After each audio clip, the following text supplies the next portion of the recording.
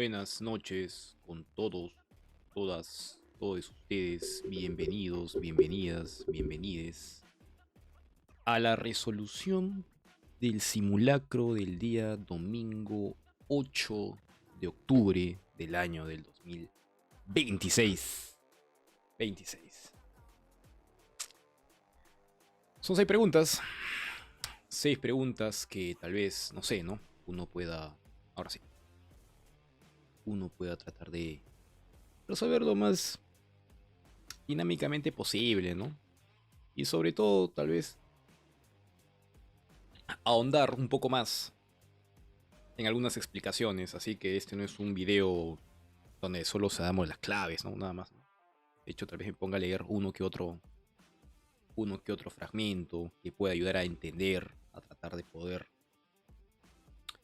de resolver este tipo de problemas. Bueno, sin más preámbulos, vamos a hacer, pues obviamente, la, la transmisión, ¿no? No, compartir la pantalla para poder resolver satisfactoriamente. Ahora sí, el examen de admisión. A ver. Simulacro, perdón, simulacro. Aquí lo tenemos. Bueno, como ustedes habrán visto, o ustedes estarán viendo, son seis preguntas. Las seis preguntas han venido en el área E y en las otras áreas A, B, C, D. Solo han venido cuatro, pero son las mismas. Las primeras dos son acerca de filosofía latinoamericana y peruana. La tercera pregunta es de epistemología. La cuarta es de filosofía analítica, Wittgenstein. La quinta es falacias formales. Y la sexta es del terror de todos, fenomenología. Fenomenología. Bueno, vamos a tratar de explicar algunas, a leerlas, a poder interpretarlas, a acordar determinadas partes, periodos, ¿no? Para tratar de poder comprenderlo al menos, ¿no? Para poder tratar de entenderlo en una mano. De alguna manera. A ver, veamos entonces. Primero que nada, pregunta número 83. En la pregunta número 83 tenemos lo siguiente. A ver, ¿qué nos dice? En la pregunta número 83 encontramos lo siguiente. Culminada la guerra con Chile, la sociedad peruana quedó traumatizada y se centró en las razones del desastre militar, económico, social, militar, moral que había sufrido. Ya. En ese contexto, Manuel González Prada, ya, entonces, es que habla de Manuel González Prada, ya es positivismo. Positivismo, etapa del positivismo aquí en el Perú. En ese contexto, Manuel González Prada asevera que la ignorancia y el espíritu de servicio de los peruanos son causas de la lamentable situación del país. Al respecto propone, ¿no?, acudir a la ciencia positiva, ese redentor que nos enseña a suavizar la tiranía de la naturaleza, para solucionar los problemas que impiden la modernización y el progreso de la nación. En ese sentido, ¿qué afirmación coincide con el ideal positivista de Manuel González Prada? A ver, hay que recordar algo. Primero que nada, contexto. Guerra con Chile. Manuel González Prada se ubica en la guerra con Chile. Perdimos. La cagamos. ¿Y después qué cosa está? Está la reconstrucción nacional. En la etapa de la reconstrucción nacional, pues la moral del país está por el piso y Manuel González Prada tiene que, bueno, se ve en la obligación, ¿no?, de intervenir frente a estos asuntos, ¿no? Y eso es por eso que va a haber una serie de discursos en los cuales va a tratar de encontrar los problemas por los cuales nosotros perdimos la guerra, ¿no? Y pues dice acá, ¿no?, razones del desastre militar, económico, social y moral que había sufrido. Entonces, ustedes sabrán muy bien que en el positivismo hay dos etapas. ¿Positivismo qué? Positivismo universitario y positivismo no universitario, ¿sí? Entonces, cuando hablamos de positivismo universitario y no universitario, vamos a encontrar algo. ¿Qué cosa va a ser? El representante del positivismo universitario era Manuel Vicente Villarán, y en el positivismo no universitario era Manuel González Prada. ¿Cuál es el problema? El problema, por lo general, jóvenes, por lo general es lo siguiente. El problema es que mucha gente piensa que, no, Manuel González Prada, que positivismo no universitario, pero después dice en sus propuestas de que se debe de enseñar ciencia en la universidad. ¿Se contradice? No, no es eso. El problema aquí es, principalmente, que cuando hablamos de Manuel González Prada, Manuel González Prada pertenece al positivismo no universitario porque pues no va a la universidad. Pero aún así desarrolla una serie de críticas, una serie de análisis en el cual él va a tratar de entender la realidad peruana. Entonces, para poder estudiar un poquito más a fondo a Manuel González Prada, aquí tengo una serie de textos de Manuel González Prada que podemos abordar con mayor profundidad, ¿no? Principalmente, ¿cuál? Vamos a leer el discurso en el Politeama. Este es clave. Discurso en el Politeama. Ahora sí. Ese es uno. El discurso en el Politeama se encuentra en esta obra llamada Páginas Libres, pero también hay otra obra de Manuel González Prada que se llama Horas de Lucha. Y hay una bien chévere, la parte final de Horas de Lucha se llama Nuestros Indios. Pero vamos a leer la segunda parte de esta reflexión de los indios, ¿ya? A ver, empecemos entonces con el primero, el discurso en el Politeama.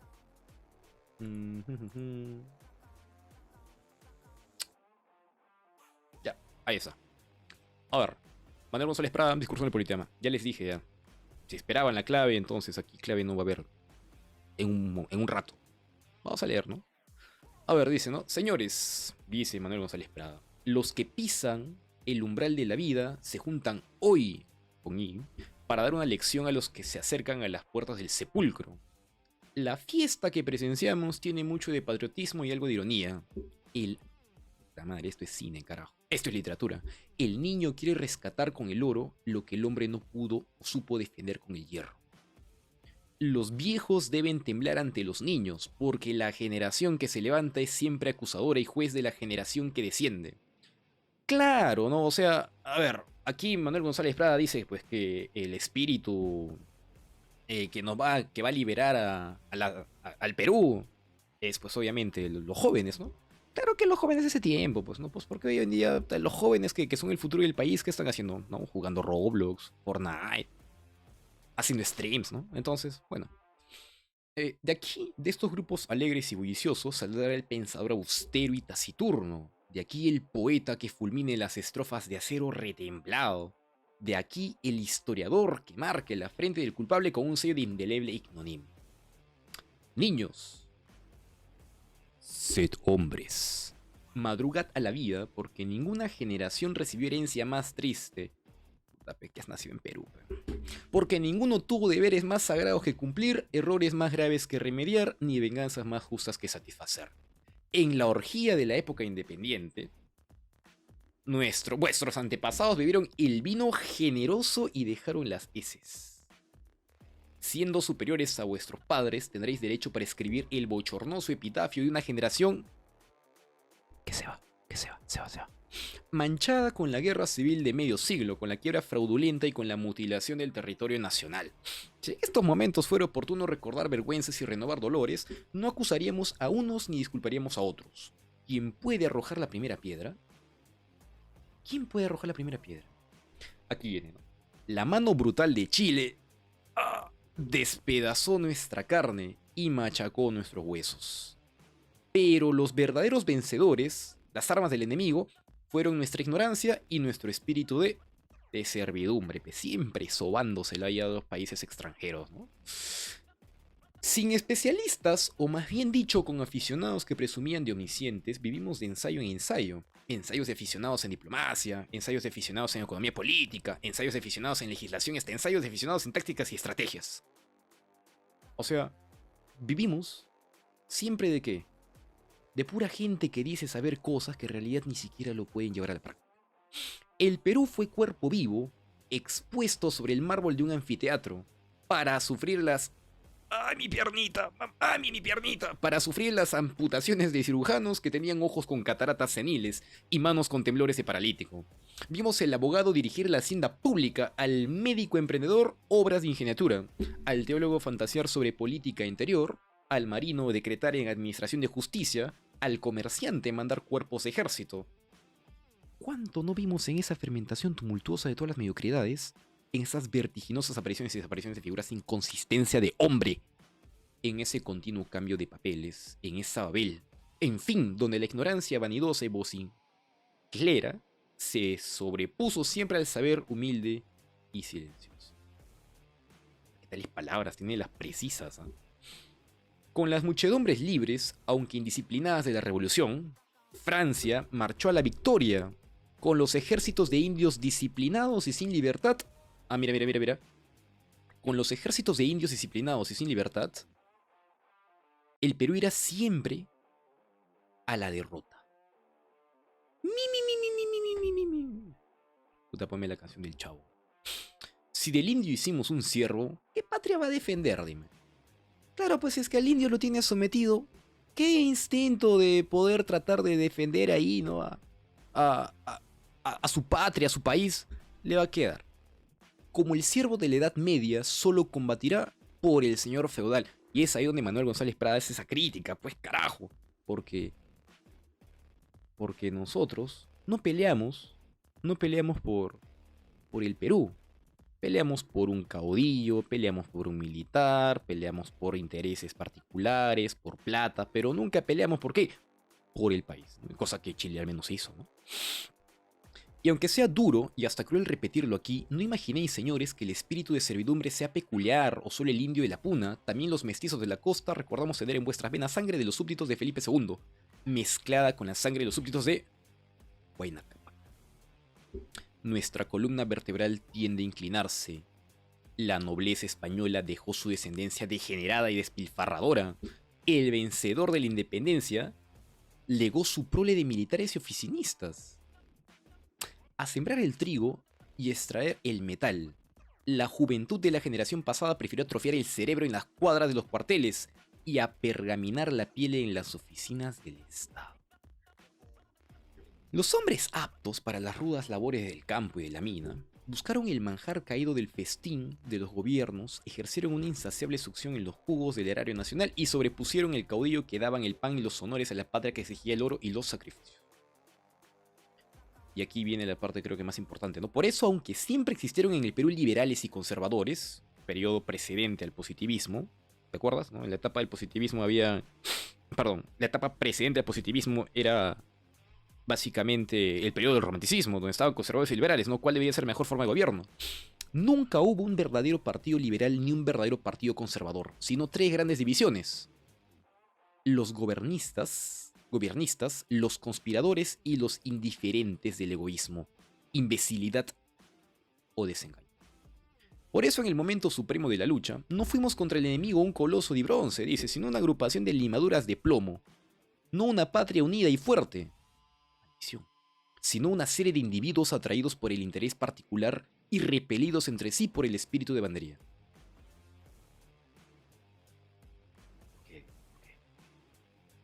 Por eso, cuando el más oscuro soldado del ejército invasor no tenía en sus labios más nombre que Chile, nosotros desde el primer general hasta el último recluta, repetíamos el nombre de ¿qué? Te dije, de un caudillo.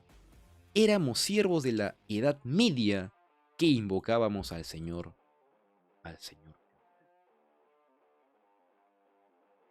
¿Por qué? Carajo, me queda sin pelo ya. Y eso es hasta el día de hoy. Y eso es hasta el día de hoy. O sea...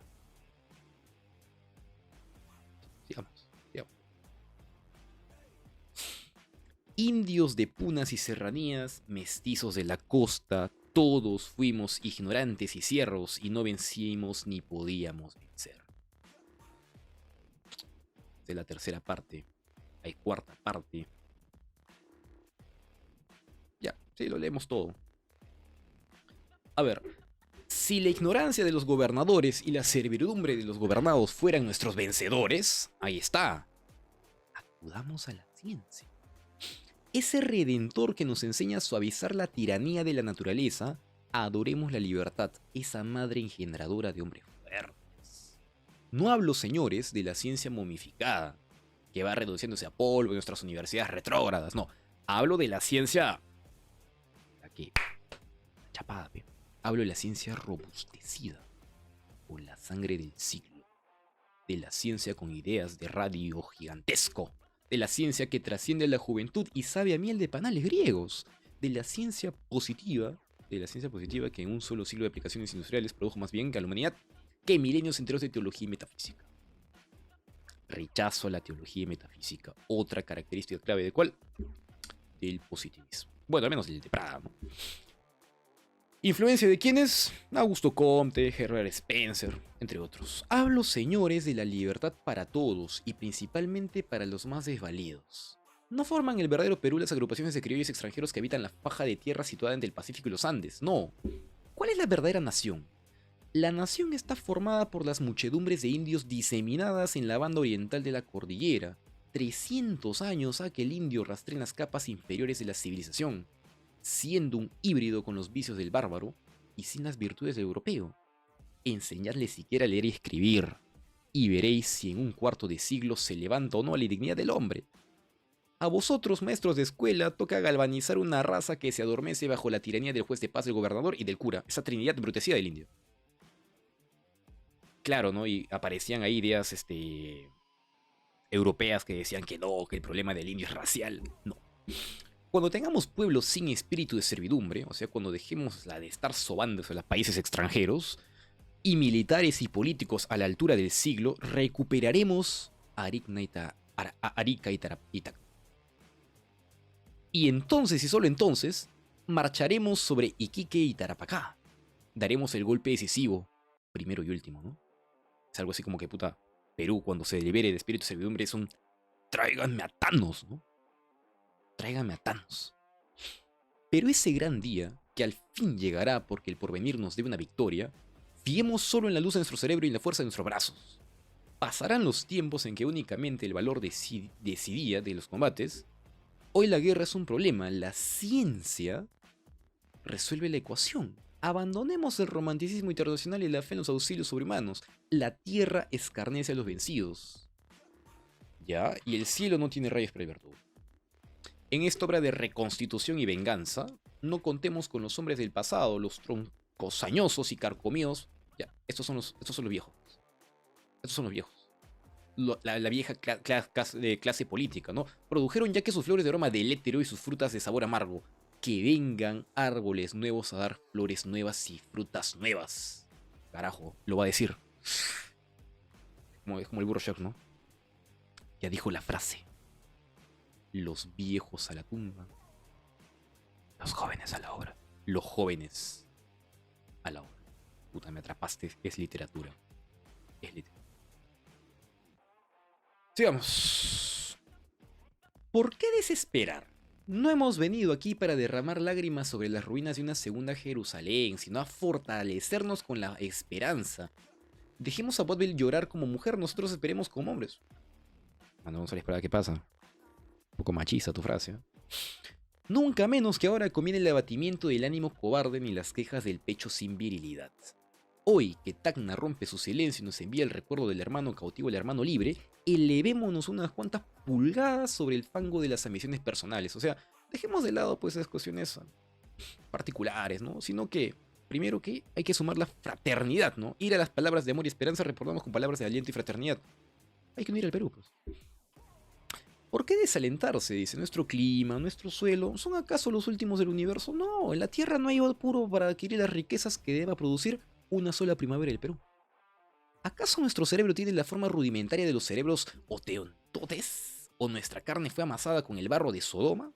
O sea, en pocas palabras, ¿que acaso nosotros los indígenas somos imbéciles? No. Nuestros pueblos de la sierra son hombres amodorrados, no estatuas petrificadas.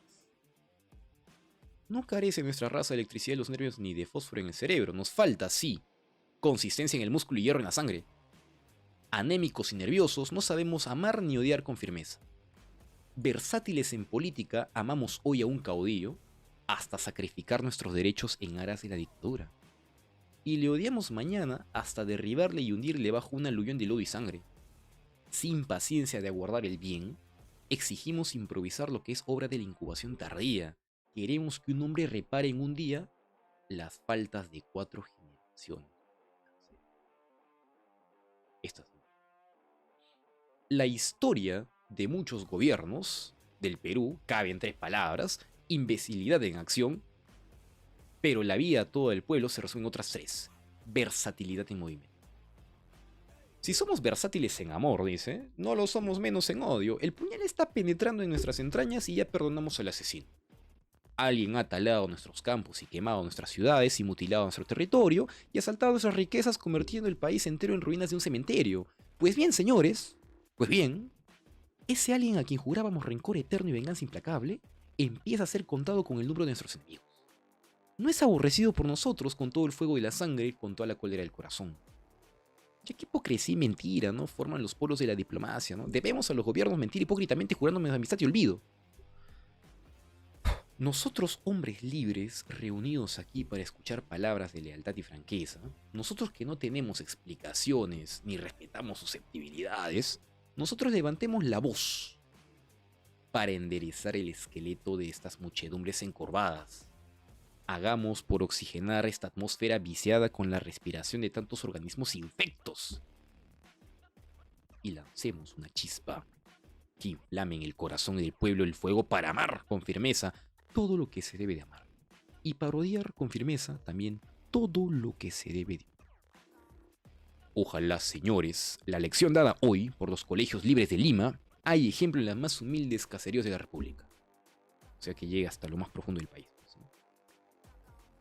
Ojalá todas las frases repetidas en fiestas semejantes no sean melifluas alocuciones destinadas a morir entre las paredes de un teatro, sino rudos martillazos que retumben por todos los ámbitos del país. Ojalá cada una de mis palabras se convierta en trueno, que repercute en el corazón de todos los peruanos y despierte los dos sentimientos capaces de regenerarnos y salvarnos: el amor a la patria y el odio a Chile. Coloquemos nuestra mano sobre el pecho, el corazón nos dirá si debemos aborrecerlo. Si el odio injusto pierde a los individuos, el odio justo salva siempre a las naciones. Por el odio a Prusia, hoy Francia es poderosa como nunca. Cuando París vencido se agita, Berlín vencedor se pone de pie. Todos los días, a cada momento, admiramos las proezas de los vencedores, dice, ¿no? De los hombres que triunfaron en las llanuras de Maratón o se hicieron matar en los desfiladeros de las Termópilas. Y bien, para que ese Manuel González Prada es más sabido que la concha a su madre, ¿eh? Y bien, la grandeza moral de los antiguos helenos consistía en el amor constante a sus amigos y con el odio inmutable a sus enemigos. No fomentemos pues entonces, dice, no fomentemos pues en nosotros mismos los sentimientos anodinos del guardador de serrallos, sino las pasiones formidables del hombre nacido para engendrar a los futuros Avengers, los Vengadores. No diga el mundo que el recuerdo de la injuria se borró de nuestra memoria antes que desapareciera de nuestras espaldas la roncha levantada por el látigo chileno. ¿Verdad? Dice, ¿no? Hoy nada podemos, somos impotentes, pero aticemos el rencor, revolvámonos en nuestro despecho, como la fiera se revuelca en las espinas, y si no tenemos garras para desgarrar ni dientes para morder, si al menos no tenemos esto, que siquiera los mal apagados rugidos de nuestra cólera viril hayan de cuando en cuando turbar el sueño del orgulloso vencedor. 1888. Vuelve. Entonces, ¿qué afirmación coincide con el ideal positivista de Manuel González? A. Antes que cambios sociales, ¿el desarrollo del Perú requiere llevar a cabo una reforma política militar?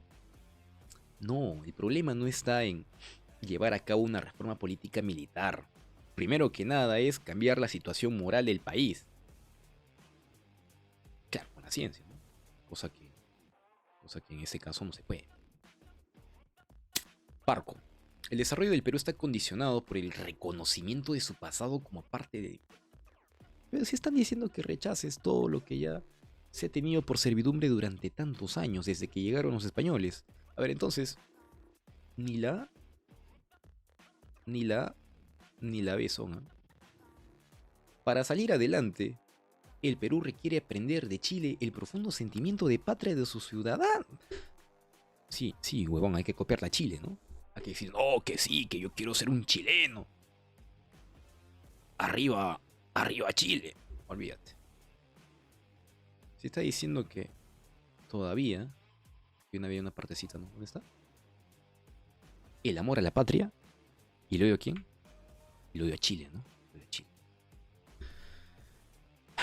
El orgullo de la herencia cultural española, cristiana y monárquica. No, pues si te está diciendo en una parte de lo que he leído que hay que rechazar la teología y la metafísica, entonces no te pases, pues hermano. ¿Qué? ¿Orgullo de la herencia cultural española? Si eso nos ha traído que años de dominación y sometimiento. Tampoco. Entonces la única clave posible, ya sabes cuál es. La identidad.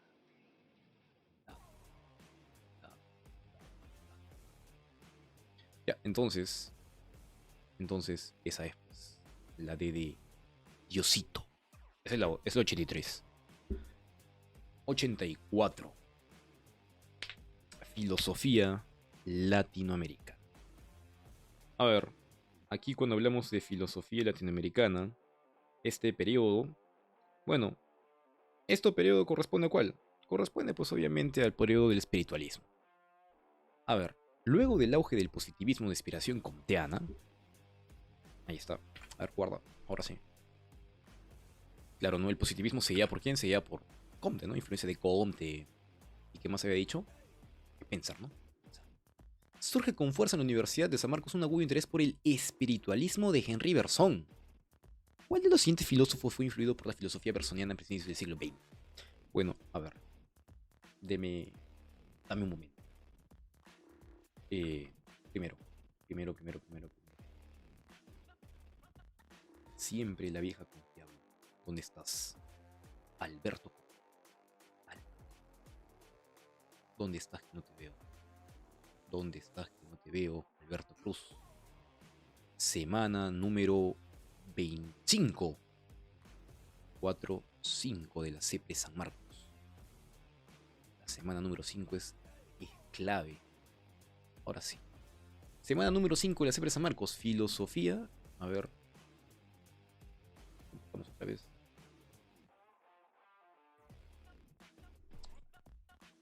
Filosofía latinoamericana y peruana. No. Ahí está. Mira, no lo digo yo. No lo digo yo. Lo dice San Marcos. Espiritualismo, comienzos del siglo XX. ¿Qué dice? ¿Reacción contra quién? Contra el positivismo. Claro, a ver. Esto se lo llama así, ¿no? Reacción contra el reduccionismo positivista del cientificismo. Perdón, reducción cientificista del positivismo. Ahí está. Una reacción frente a ello. ¿Qué cosa es eso de la reacción frente al reduccionismo positivista del cientificismo? Pensar de que la ciencia lo soluciona y lo explica todo. Y pues hay cosas que la ciencia no puede explicar. El espiritualismo surge aquí en el Perú como una reacción frente a que la ciencia, fría, metódica, pretende abarcar todas las dimensiones para poder asegurar una adecuada reconstrucción nacional. Y pues obviamente no es así, ¿no? ¿En qué país se ha desarrollado más la ciencia? Perú o Japón. Japón. ¿Y en qué país hay más altas tasas de índices de suicidio y de depresión? En Japón. O bueno, países que han desarrollado altamente su ciencia. Entonces, eso nos haría pensar y decir que no siempre la ciencia nos otorga un adecuado desarrollo, ¿no? Y no lo puede explicar todo, pues hay unas dimensiones en las cuales la ciencia no puede abarcar. Y en este caso aparece ¿quién? Aparece el espíritu. ¿Qué dice acá? Representantes Alejandro de Ustua y Mariano Iberico. Y pues vamos a leer acá esa partecita, ¿no? A ver. Durante estos años, comienzos del siglo XX, bueno, es siglo XIX, comienzo del siglo XX, eso es cierto. Durante estos años, Latinoamérica, dice, recibe la influencia del espiritualismo europeo encabezado por el filósofo francés Henri Bergson, quien pone de relieve la conciencia o el espíritu. ¿Ya? Se hace énfasis en el espíritu y la libertad como su manifestación principal, y aquí está. La frase. Y reacción principal contra el reduccionismo cientificista del positivismo. Entonces, ahora sí. La influencia de Bergson no se redujo al ámbito universitario, sino que alcanzó el arte, la literatura, la política y la educación. A ver, por lo general, la influencia de Henri Bergson estuvo muy marcada en quién? En este señor llamado Mariano Iberico. En él. En Alejandro de Ustua también.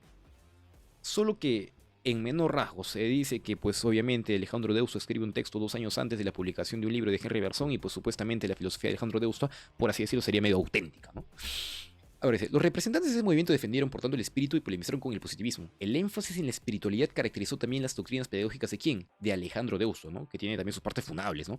Quien propició una reforma de la educación que tenía como premisas acentuar la educación humanística y formar una élite dirigente para transformar el país sobre sólidas bases morales. Claro, la educación para Alejandro Deusto no es para todos, ¿no? No es que todos, todas, todes van a estar incluidos, incluidas, incluides ahí, no. Supuestamente la educación es para la clase alta. ¿Por qué? Porque es una clase de élite. Y la clase élite es la que debe de tener, por así decir, una sólida base moral para poder dirigir al país. ¿Y por qué el indígena no? Porque supuestamente para Alejandro Deusto el indígena es una raza agotada, no ha podido evolucionar más. Y por lo tanto, como no ha podido evolucionar más, entonces la educación moral no se reserva para él. A ver, entonces, hay varios, ¿ves? Francisco García Calderón, Víctor Andrés Belaúnde, José de Ribagüero, Alejandro Deusto, Marino Iberico. Ellos son al menos los dos que debías acordarte, ¿no? Y pues ya, pues no hay que ser muy malo, ¿no? Para que te venga otros nombres, ¿no? Mariátegui es marxista, periodo de la filosofía social, que es un periodo después al espiritualismo. Entonces, la A no es. No es la A. Salazar Bondi, él es filosofía de la liberación. Javier Prado, él es positivista. En sus etapas finales se vuelve espiritualista, pero no, San Marcos lo considera como positivista. Manuel Vicente Villarán, positivista. La única clave posible, ¿cuál es? Pues obviamente es el espiritualismo, ¿no? Mariano Iberi. Ah, fácil, ¿no? Fácil. Fácil. Dos preguntas en una.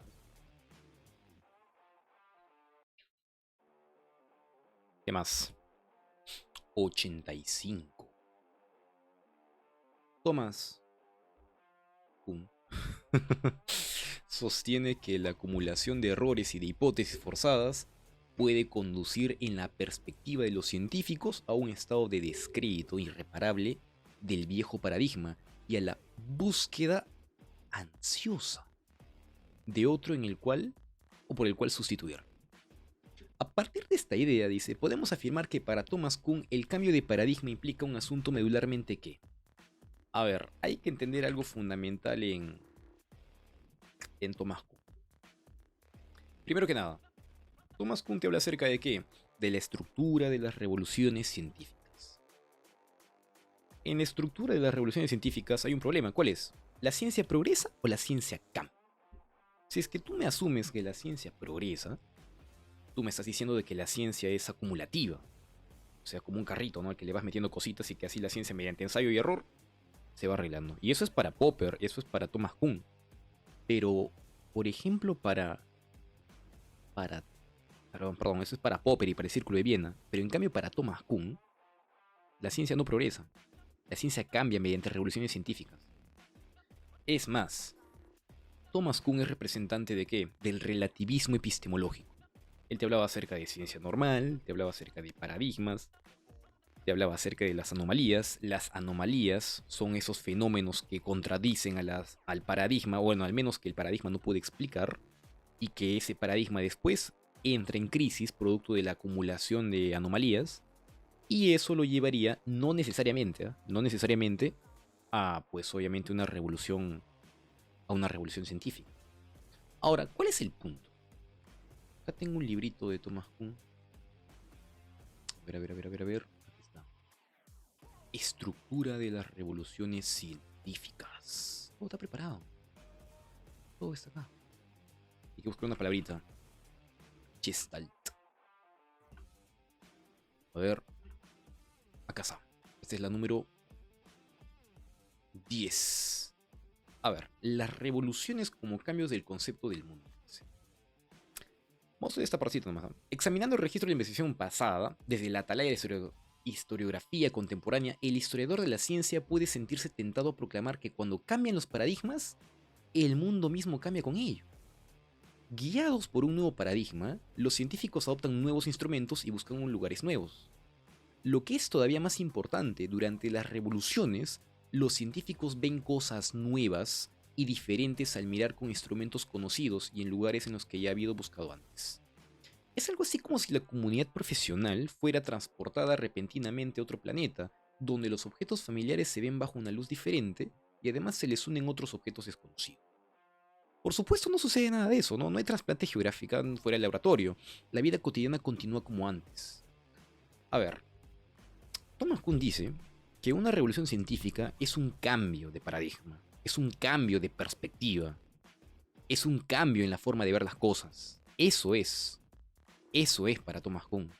Los cambios de paradigma hacen que los científicos vean el mundo de investigación que les es propio de manera diferente. O sea, es como cambiar el enfoque. En la medida en que su único acceso para este mundo se lleva a cabo a través de lo que ven y hacen, podemos decir que después de una revolución, los científicos responden a un mundo diferente. Las demostraciones conocidas de un cambio en la forma visual, Gestalt, resultan muy sugestivas como prototipos elementales para estas transformaciones del mundo científico. Lo que antes de la revolución eran patos en el mundo del científico, se convierte después en conejos. A ver, vamos a buscar acá. Un momento. Vamos a buscar aquí esta imagen. Pato y conejo. Imagen.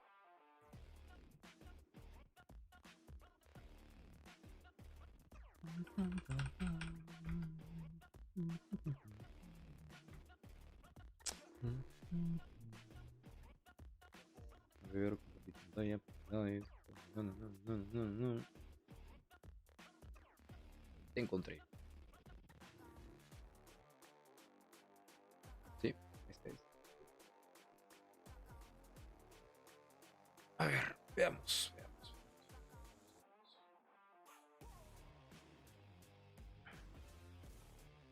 ¿Qué ves acá? ¿Un pato o un conejo? Yo veo un pato, pero también veo un conejo. ¿Qué importa ahí? ¿Cuándo ves cuál? Depende de qué. Depende de la perspectiva. O sea, en pocas palabras para Thomas Kuhn, y eso acuérdense muy bien, la ciencia y el razonamiento que se hace respecto de las revoluciones científicas, ¿qué cosa es? Siempre una forma psicológica en la cual uno ve las cosas. Hay citas muy claras, ¿no? ¿Qué dice a ver acá? Eso lo estoy leyendo aquí, ¿no? Dice, la transferencia de la adhesión de un paradigma a otro es una experiencia de conversión que no puede ser forzada. Kuhn dice explícitamente que el cambio de paradigma se parece a una conversión, casi como un cambio de fe, no una demostración lógica. O sea, si se dan cuenta, después de una revolución científica, los científicos responden a un mundo diferente. Y lo que antes eran patos en el mundo del científico, ahora son conejos, ¿no? Esto alude al cambio de qué? De figura Gestalt, ¿no? O sea, el cambio de pato-conejo. Es que la idea es que el mundo se convierte como, se percibe como un paradigma. Entonces, lo que busca aquí explicar Thomas Kuhn es que, por lo general, el cambio de paradigma implica una conversión en la comunidad científica, porque tú sabes que la ciencia revolucionaria es aceptada por una comunidad de científicos, ¿no? Claro, en la comunidad de científicos acepta lo que es ciencia y por lo tanto se vuelve ciencia normal o ciencia revolucionaria. Y pues, como ese cambio de paradigma implica un cambio, conversión dentro de la comunidad científica, entonces ese componente tiene una influencia muy marcada respecto de la psicología. Había un texto que decía que, por lo general, una revolución científica es un salto de fe. Es una analogía, obviamente, ¿no? El hecho de pensar de que la ciencia puede cambiar hacia otro paradigma que explique más, ¿no? No digo que sea mejor, que explique más. Entonces el problema aquí es de que todo esto es una perspectiva psicológica, desde el campo en cómo lo enfoca quién, desde cómo lo enfoca, pues obviamente, cómo lo enfoca Thomas Kuhn.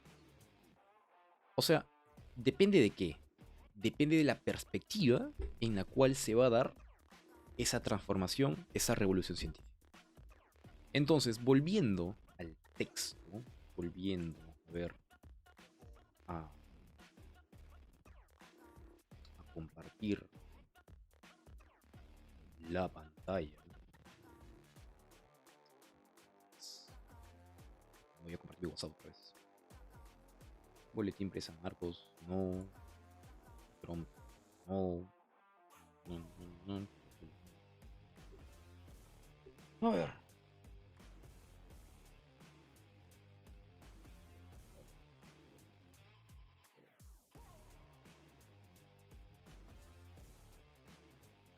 A ver, ¿qué te encontré?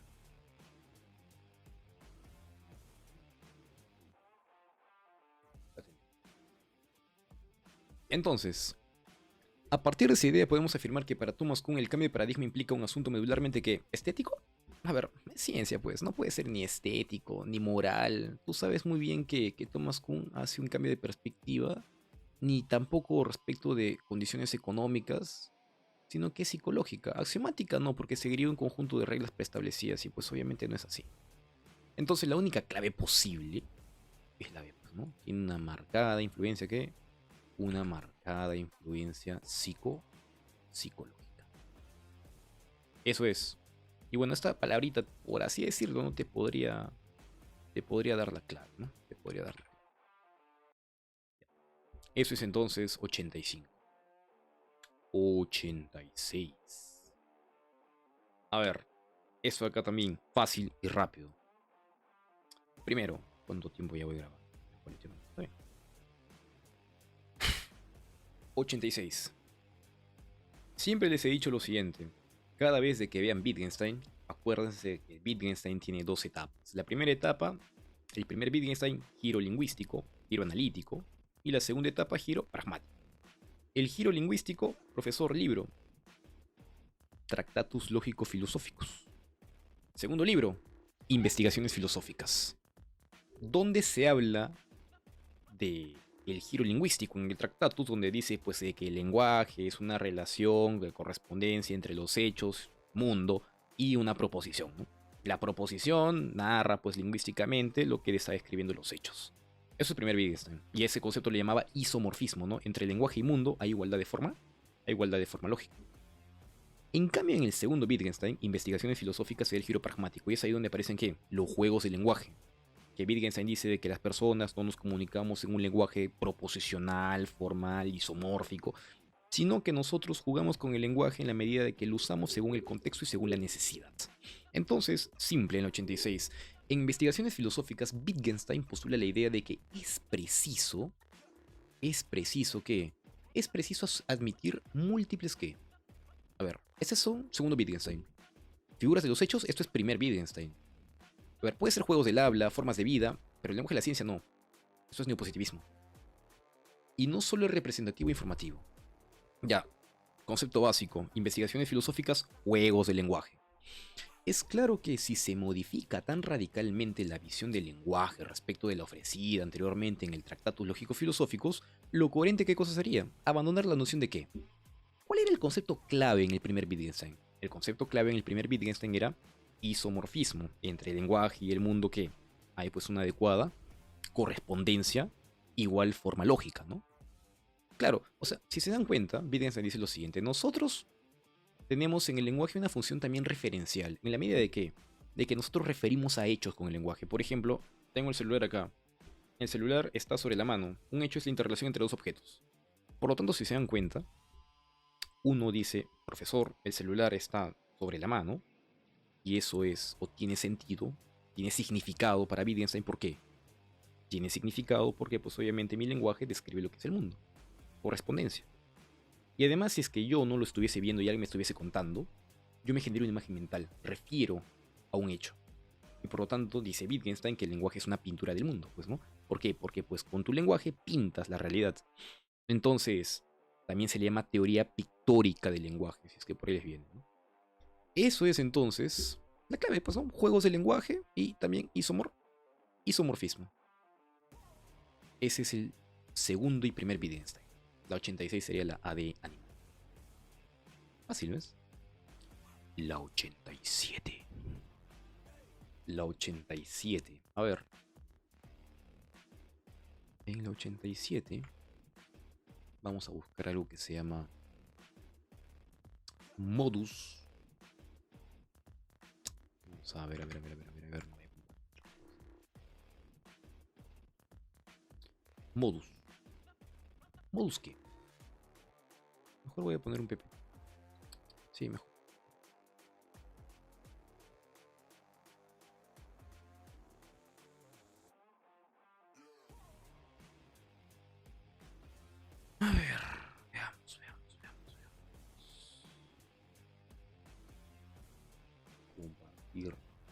necesito yo a alguien que me haga la taba con los arreglos. Que me ayude ahí con la transición.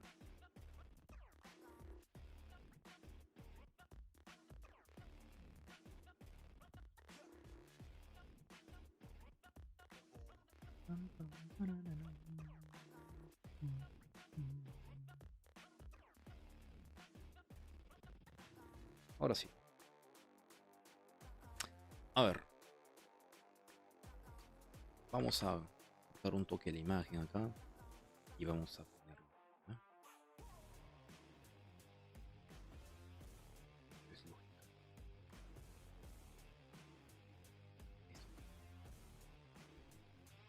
A ver qué dice.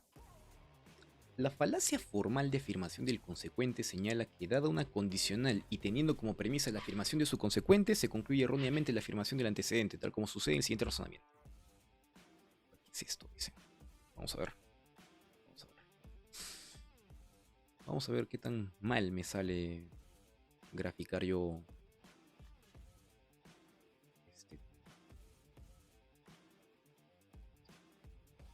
A ver. Mira. Esto de acá es una falacia. Perdón, esto es un razonamiento. P, entonces Q, tengo P, conclusión, Q. ¿Cómo se llama este enunciado? Perdón, este razonamiento. Se llama modus ponens. El modus ponens, ¿qué te dice? O bueno, ponendo ponens. Es afirmando, afirmo. Afirmando el antecedente, ¿qué cosa puedo afirmar? Puedo afirmar el consecuente. Por ejemplo, si estudio, entonces ingreso. Profe, estudio. ¿Cuál es lo lógico que se deduce de esas premisas? Que si estudio, conclusión, voy a ingresar. Esto es un razonamiento válido. Pero, ¿qué es lo que hace la afirmación del consecuente? P, entonces Q. Profesor, Q. Ah, entonces P. Si estudio, entonces ingreso. Profe, ingresé. Ah, es porque estudié. Te pregunto, ¿toda persona que ingresa a San Marcos es porque ha estudiado? No, pueden haber champeado, pueden haber, no sé, ¿no? Llevado ahí sus audífonos, quién sabe, ¿no? Una autoridad por ahí, está medio, con el brazo medio torcido. Ingresa. Y no necesariamente porque haya estudiado. ¿Cómo se llama esto acá? Profesor, yo estoy afirmando que el antecedente es el consecuente. El modo válido me dice que yo debo de afirmar el antecedente. Pero aquí yo estoy afirmando ¿qué?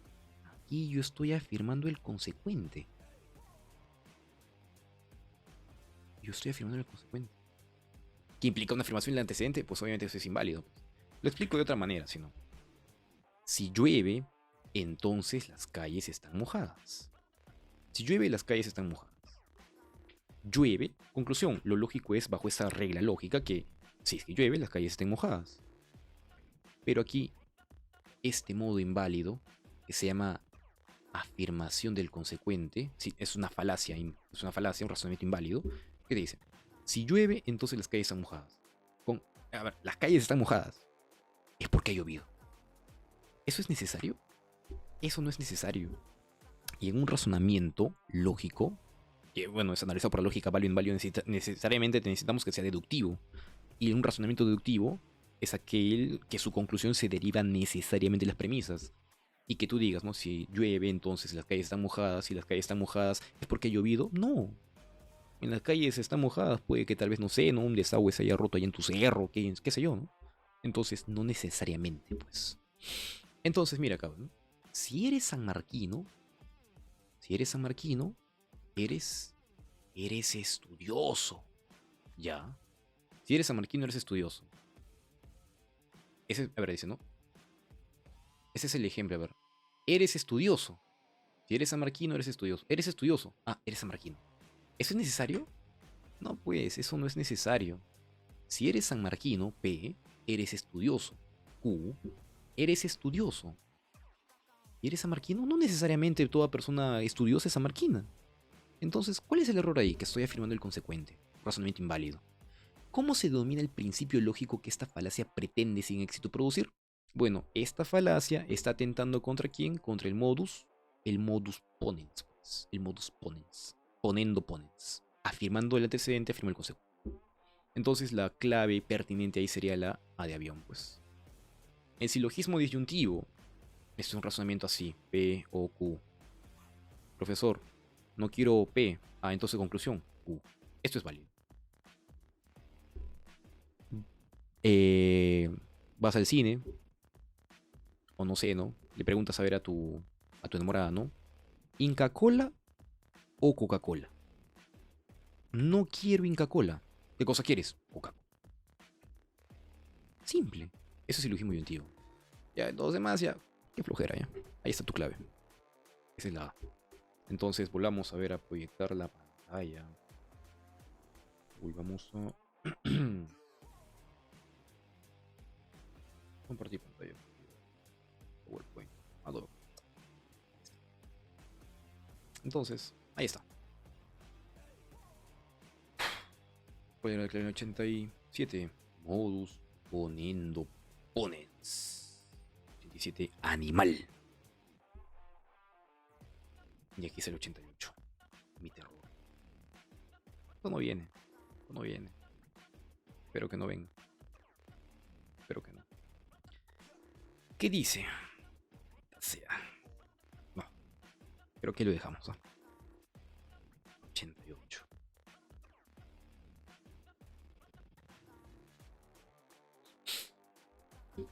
Aquí hace un calor horrible que no puedo ni dormir.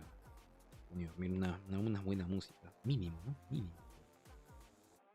Pero YouTube me baja la transmisión así como música.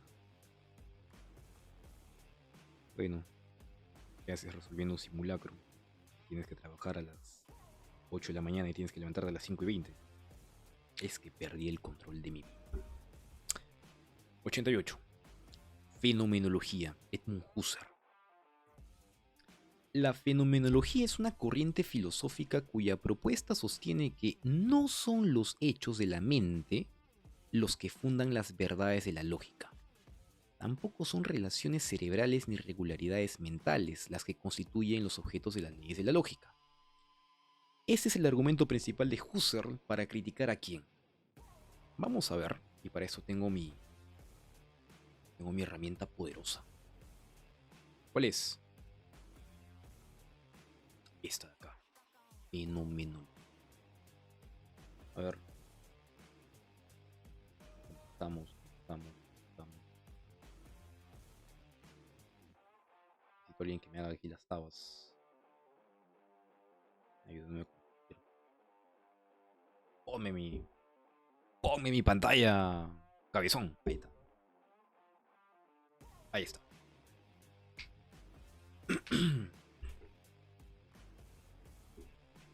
Ya, este señor, ¿qué critica en su obra Investigaciones Lógicas? A ver, lo que Husserl va a criticar principalmente es que nosotros consigamos de que la ciencia hoy en día, ¿qué ha hecho?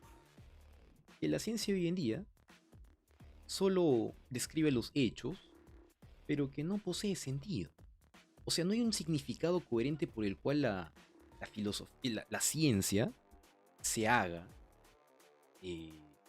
como una determinación tal cual que pretende la verdad, pero que realmente no explica el significado de cómo nosotros captamos las cosas. O sea, mira, a ver, la ciencia hoy en día se ha vuelto muy técnica, muy especializada, describe las cosas, las ciencias fácticas, empíricas, biología, química, entre otras. Explican hechos, claro, explican las cosas tal cual están en el mundo, pero no explican el sentido por el cual uno capta esos hechos. Y es por eso que la ciencia, para Husserl, olvida la experiencia humana. Olvida la experiencia humana. Entonces, a ver, se ha vuelto muy técnica, muy especializada. La ciencia describe el mundo, pero no explica el significado de la experiencia, no fundamenta la verdad misma y da por sentada muchas cosas. Y entonces a esto de acá, Husserl lo llama La ciencia está en crisis. Hay un librito creo que se llama La crisis de las ciencias europeas. Ya, ahí Husserl habla acerca de esta problemática. ¿Cuál es el problema? ¿Qué es lo que quiere Husserl? Husserl quiere pues que darle a la ciencia un fundamento que sea absolutamente seguro. ¿Y eso no te hace acordar a alguien? A Descartes. ¿Te acuerdas que Descartes decía de que hay que tratar de fundamentar el conocimiento en bases sólidas, certeras, y es por eso que postulaba la existencia? Bueno, explicación a partir de un método deductivo racional las tres certezas cartesianas: yo existo, el yo pensante, el pollito, Dios existe, el yo pensante, pollito razón, Dios existe y el mundo existe. Tres certezas. Husserl tiene un librito llamado Meditaciones Cartesianas, donde ahí aborda ese problema y pues quiere darle a la ciencia un fundamento, por así decirlo, absolutamente seguro. Evitar el relativismo en el cual pueda caer la ciencia y garantizar un conocimiento que se dé válido universalmente. Ya, esa es la meta de Husserl. O sea, quiere hacer de su filosofía una ciencia rigurosa del conocimiento. ¿Y cuál va a ser esa ciencia rigurosa del conocimiento? La fenomenología. ¿Qué te dice Husserl? Mira, en el sentido moderno no es una ciencia la filosofía, como las ciencias naturales, pero el objetivo es redefinir la filosofía para alcanzar la dignidad y rigurosidad de una ciencia fundamental. La ciencia se ocupa de qué? De captar los hechos, pero no explicar el sentido por el cual uno capta esos hechos. Y entonces la fenomenología no viene a ser una ciencia de hechos, sino es una ciencia de la posibilidad y la estructura universal de la experiencia. ¿Por qué le llama fenomenología? A ver, porque pues obviamente nosotros hemos tenido con la ciencia que hemos tenido con la ciencia captación de conceptos, ¿no? Números, teorías, pero lo que nosotros no analizamos es cómo estos conceptos, números, teorías como la matemática, la lógica, aparecen aquí en tu cabeza, ante tu conciencia. Entonces Husserl dice, hay que proponer la fenomenología, una ciencia, entre comillas, que estudie pues la conciencia, la experiencia y cómo se constituye que el sentido cognitivo. Es por eso, es por eso, es por eso que cuando aparece fenomenología, se define así. La palabra fenómeno proviene del griego phainommenon, a través del latín phainon. Un fenómeno es algo que pasa. A ver, lo que se llama fenómeno es lo que aparece ante ti. Y pues Husserl quiere encontrar el conocimiento claro y evidente que aparece ante tu conciencia. O sea, que esté desligado de todo tipo de prejuicios. Y es por eso que dice un momento, hay que hacer una suspensión de lo que nosotros captamos en la realidad. La suspensión del juicio, lo que él va a llamar el epogé. De ahí la palabra, que es el participio pasivo, sufijo meno, como en un energúmeno y caturnómeno. Y ahí está, feinen, brillar, hacer brillar, esa es la palabra importante. Aparecer, mostrar. Lo que se aparece, lo que se muestra ante tu conciencia. Entonces, ¿qué buscaba? Demostrar que existen esencias, eidos, que son objetivas, universales e inmutables, y que pueden ser captadas por la conciencia. ¿Y qué tiene que ver todo esto con su crítica? Que, por ejemplo, Husserl hace una crítica al psicologismo. ¿Qué tiene que ver? A ver, mucha gente piensa y dice, ¿no? A ver, 2 más 2 es igual a 4 y eso es verdad. ¿Por qué? Porque eso dice mi cabeza. Y como dice mi cabeza, tiene que ser. O sea, porque la mente funciona así. Yo digo que 2 más 2 es 4 en mi cabeza y la otra persona va a decir 2 más 2 es igual a 4 en mi cabeza. Y entonces, como funciona así, allá, la lógica depende de estructuras mentales. El psicologismo sostiene que las leyes lógicas dependen de la mente humana. Y eso fue un movimiento muy interesante en el siglo XIX y siglo XX, ¿no? La lógica sería parte de la psicología, si es que asumimos de que el psicologismo sostiene de que las leyes lógicas dependen de la mente humana. Y pensar correctamente sería solo un hecho psicológico, y que depende de cada persona, o sea, caerías también en un relativismo. 2 más 2 es igual a 4 es verdadero porque la mente humana funciona así. Entonces, las leyes lógicas se reducirían a cómo pensamos, ¿no? Y las lógicas serían, pues, obviamente, hábitos mentales, ¿ya? Husserl se opone a eso, ¿por qué? Porque Husserl piensa que las leyes lógicas no dependen de mi estructura mental, son verdades independientes a mi mente. Y por lo tanto, ¿por qué parecía en el siglo XIX, siglo XX el psicologismo? Porque muchas personas decían que como la psicología estaba en auge como ciencia, aunque en otros lugares lo confundían con espiritualismo, muchos pensadores querían explicar todo científicamente. O sea, ahí es donde aparece, ¿no?, la crítica del reduccionismo positivista ya. Es que claro, la ciencia, eso ya viene desde el siglo XVIII, ya había tomado una muy importante preponderancia respecto al conocimiento y hoy día en día nadie la critica. El problema es de que se creía que el pensamiento era un fenómeno psicológico. Y Husserl dice no, porque por ejemplo la lógica son verdades universales, son esencias que son captadas por nosotros ante nuestra conciencia, pero que no dependen de mi mente, son independientes a mi mente. Por lo tanto, Husserl rechaza el psicologismo. ¿Por qué? Porque la lógica no depende de procesos mentales, pues. O sea, las verdades lógicas son universales y necesarias. Y si es que depende de mí, es subjetivo. Y lo subjetivo no es ni universal ni necesario. Entonces, es donde ahí dice Husserl que la lógica no cambia según la mente de cada persona. No cambia, no cambia según la mente de cada persona.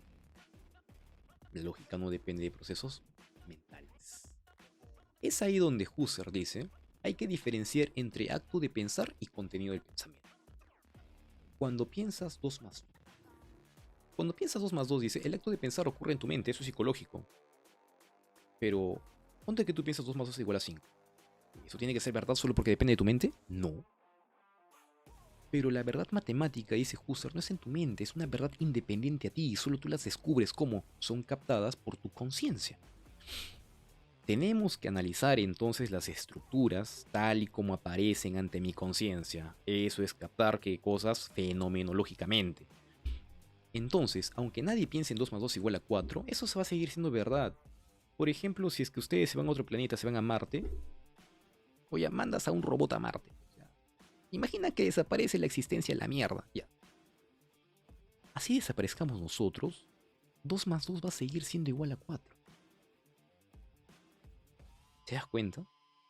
O sea, la lógica es ideal, no psicológica. Ya, eso suena un poco a Platón, ¿no? Y no depende de los individuos. O sea, hay verdades ahí que nosotros estamos captando que son las bases constitutivas de la realidad. Y Husserl critica el psicologismo porque reduce la lógica a procesos mentales. Pues. Para él, las leyes lógicas son ideales, universales y necesarias, y no dependen de cómo piensen los individuos. Si la lógica fuera psicológica, la verdad sería relativa. Y es por eso que va a criticar ese relativismo y al psicologismo. Y también tiene una crítica al historicismo, también si no me equivoco. Eso no es en la CEPREA. Y por ello distingue entre el acto de pensar, psicológico, y el contenido pensado, el ideal. El acto de pensar es como yo capto las cosas. Y el contenido de pensar es cómo aparecen las cosas ante mi conciencia. Conclusión. Entonces el problema del relativismo del psicologismo es de que si la lógica dependiese de la mente, cada persona tendría su propia lógica, la verdad sería relativa y no existirían verdades universales. Pero como tú ya sabes, la matemática, la lógica o las verdades lógicas, por ejemplo, ¿no? Hay una verdad lógica, ¿qué cosa es? Si es que algo es verdadero, entonces no puede ser falso. O sea, hay un principio de no contradicción ahí. Ya. Esa verdad lógica, por ejemplo, que algo no puede ser A y no A al mismo tiempo, ya. Eso no depende de mi creencia, no depende de mi mente. Es válida aunque alguien se equivoque. ¿Por qué? Porque esa verdad es exterior a mí. Es ideal. Ya, y Husserl quiere analizar con la fenomenología cómo captamos nosotros esa verdad y cómo esa verdad se construye en mi conciencia. ¿Ya ves? Entonces, la lógica es válida para todos, siempre. Por lo tanto, no puede basarse en la psicología. Y aquí hay un librito llamado Las Investigaciones Lógicas, donde dice pues, que las leyes lógicas no son leyes del pensar, sino leyes de lo pensado. Y bueno, para eso ya te propone toda una forma de cómo captar las cosas, ¿no? Diferenciar entre ciencia de hechos y las ciencias de las esencias, que son universales y necesarias, como por ejemplo la fenomenología, y distinguir, profesor, cómo captó algo fenomenológicamente hablando, entre otras cosas, ¿no? Practicar la hipogea, reducción fenomenológica, entre otros. Ya bueno, eso será cosa para otro día. Entonces, cuando se me dé la gana, ¿no? Entonces, a ver, ya para terminar, ya son las 1 de la mañana. Stream, ya no va a haber stream, ahora solo van a haber transmisiones nada más. Videos. Ahora sí, entonces, la fenomenología es una corriente filosófica cuya propuesta sostiene que no son los hechos de la mente los que fundan las verdades de la lógica, o sea, lo que yo pienso en mi cabecita, ¿no? Si es que no hay verdades universales, ideales, para Husserl, como la lógica y la matemática, que son independientes ante mi conciencia, ¿no? Y que yo las capto nada más. Tampoco son relaciones cerebrales ni irregularidades mentales las que constituyen el objeto de las leyes de la lógica. Ese es el argumento principal de Husserl para criticar a quién? Al psicologismo. Al psicologismo. Entonces la clave sería la C de Cristo. De Cristo Rata. Cristo Rata, piedra, bueno, sí. Ya bueno, eso. Se casa. Ya, y eso sería entonces todo. Fácil. Fácil, ¿no? Fácil. Ya, entonces, creo que ahora sí está mejor estas cosas porque hacerlo por transmisión me distraigo. Me hacen renegar un día, se me va a salir un ojo, carajo, ahí de tanto que me hacen renegar porque no saben. Y bueno, nada. Eso es al menos el simulacro del día domingo 8F. Había descargado más textos. Por ejemplo, me faltó leer, por ejemplo, Nuestros Indios de Manuel González Prada. Pero puta, si es que ustedes a la justa leen su Condorito, que van a estar leyendo esto acá también, pues van a... Oh, qué aburrido, ZZZ, ¿sí o no? Pero supongo que será para una próxima oportunidad. Quiero esperar, ¿no? Esto acá, por ejemplo, lo hemos leído, ¿no? El verdadero tirano de la masa es el que se vale de unos indios para esquilmar y oprimir, a los otros es el encastado, ¿no? Comprendiéndose en esta palabra como quién, al choro de la sierra o mestizo como el mulato y los pues. Ya bueno, eso sería entonces todo por el día, por el día de hoy. Yo me retiro. Espero que se haya entendido. Y nos vemos alguna otra vez donde no tenga nada que hacer. No sé, más adelante. Quizás, tal vez. Tal vez una resolución del examen de San Marcos, ¿no? O maratón, dicen por ahí. Bueno, nos vemos. Chau, chau.